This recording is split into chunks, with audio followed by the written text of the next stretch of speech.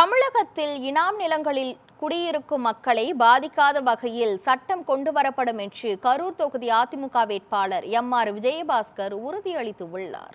கரூர் மாநகராட்சிக்குட்பட்ட பெரிய குளத்துப்பாளையம், சின்ன குளத்துப்பாளையம் பகுதிகளில் அதிமுக வேட்பாளர் எம்.ஆர். விஜயபாஸ்கர் இரட்டை இலை சின்னத்திற்கு வாக்கு சேகரித்தார்.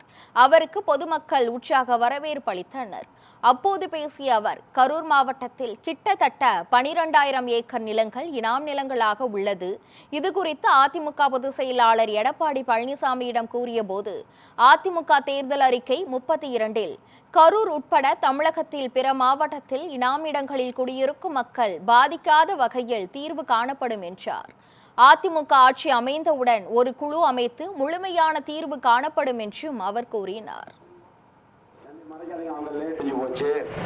ஆட்சி போய் ஒரு மாசம் ஆயிருச்சு, இன்னொரு 15 நாள் தான் இருக்குது. ஒரு குழு போட்டதுன்னு சொல்றாங்க.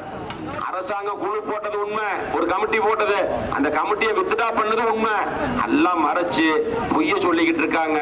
நாளை மீண்டும் திமுக ஆட்சி வந்தால் இனாம் கரூர் மட்டுமல்ல, இனாம் கரூர்ல குளத்துப்பாளையம் உட்பட 3 குளத்துப்பாளையம் சேர்ந்து சொல்றேன், எல்லாமே நீங்க வாடகைதாரரா மாறிடுவீங்க.